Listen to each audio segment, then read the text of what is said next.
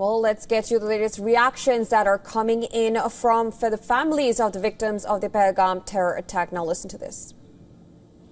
जे हे नाव दिलंय त्याच्यासाठी मी त्यांचे आभार मानेल, कारण त्यांच्या सगळ्या लेकींचं सिंदूर त्या दहशतवाद्यांनी मिटवून टाकलेलं आणि आज त्यांनी तेच नाव दिलं. मला ते नाव वाचल्यानंतर अतिशय डोळ्यात पाणी आलं की त्यांना जाणीव आहे आमची. तो बहुत धन्यवाद करती हूँ, उनसे बहुत थैंक यू कहती हूँ कि उन्होंने मेरे पति की मौत का बदला लिया है. जिस तरीके से हमारे पूरे परिवार को उन पे विश्वास था, उन्होंने उसी तरीके से जवाब देके हमारे विश्वास को कायम रखा है. And I am really thankful. Now, of course, these are the reactions coming in from the families of the civilians that became victims of the terror attack in Pahalgam in April. Now, right after that, India hit back with precision strikes. And hours after India hit 9 sites in Pakistan and Pakistan-occupied Kashmir, targeting terrorist infrastructure there, Pakistani troops again resorted to sharp escalation of ceasefire violations along the line of control in the joint Poonch district in Jammu and Kashmir, which has killed 3 civilians. Now, meanwhile, while the small arms fire had been witnessed regularly in the wake of the Pahalgam terror attack, Wednesday night saw heavy artillery fire from the Pakistani side.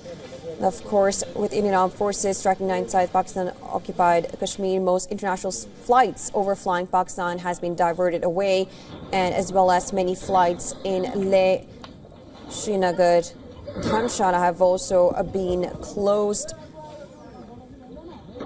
Meanwhile, Defense Minister Ajit Singh had spoken to the chiefs of all the 3 armed forces on phone. Meanwhile, the Cabinet Committee on Security will be meeting later in the day.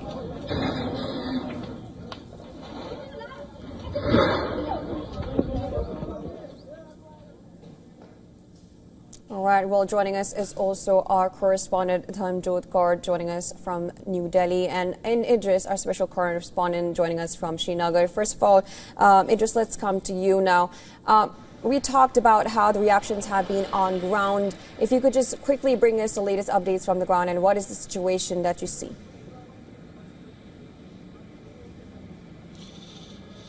Well, the main updates from the Kashmir division as well as in the Jammu remain that all the schools, especially close to the line of control and international border, have been closed down. Majority of the schools in the Jammu division are shut for today, while as in the Kashmir division in North Kashmir's Baramulla, Kupwara, Handwara and Bandipora, all these districts, most of the schools have been closed for today as well. In Srinagar, schools that are close to the Srinagar airport have also been closed for a day. We've seen that especially on the line of control and as well as the international border, Pakistan has been continuously breaking the ceasefire from the last many hours now. It started exactly after the India carried out the attack on the 9 locations, installations of the terrorists. After that, we've seen just right after 2 o'clock, we saw that Pakistan resorted to ceasefire violations at multiple locations in North Kashmir, on the international border as well as in Jammu division.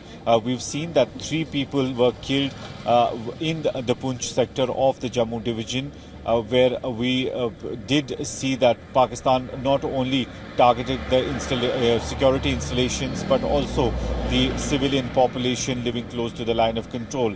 In the similar case in the Kupwara district, we also saw Pakistan resorting to ceasefire violations and also targeting the houses of the civilians. We also saw the visuals of how the civilian houses basically were attacked by the artillery, and they completely burned down due to the ceasefire violations. At every location, we are being told that Indian Army is retaliating, but on the other side, the Indian Army is also making sure that the civilian population is basically shifted from these areas to the safer areas. During the night, we saw them shifting them to the bunkers, specially made in the areas which are very close to the line of control. But with the first light, we've seen that people are slowly moving out of these places. On the other hand, Srinagar Airport, Jammu Airport, Leh Airport, as well as some of the airports in the northern part of India have been shut for today as well for the commercial flights. We're also being told that Srinagar airport has been taken over by the Indian Air Force at the moment. So in Kashmir, the situation looks very tense. People just coming out of their houses looking very tense. We don't see a lot of people on the road as of now, although this is the time when most of the people, and especially kids, go to school, but we don't see many of the school buses out on the roads as well. It seems that people have opened up their television sets and mobile phones and they've got to know about the situation, and that's why they're keeping to their houses. Right, as there's a tense situation there, we're also awaiting a briefing that's going to take place at 10 a.m. today. Let me come to you, Dharmjot, now.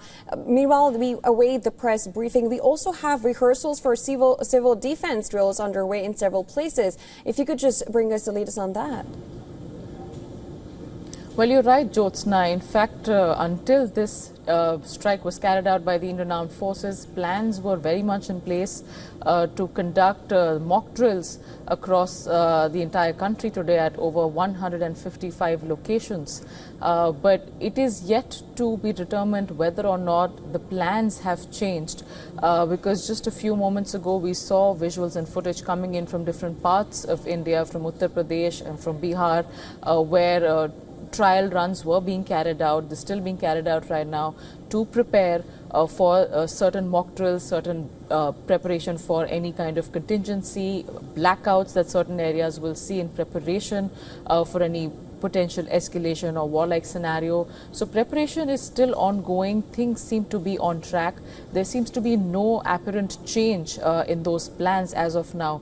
However, it is advised that we will be waiting for the Cabinet Security Meet and the joint press briefing between the Ministry of External Affairs and the Indian Armed Forces to see if the situation changes at all.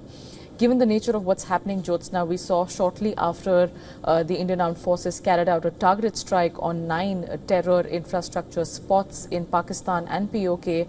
We saw the Pakistani military escalating the situation at the line of control, as Idris has also been mentioning since the wee hours of morning, and how they've been carrying out escalated crossfire across the LOC.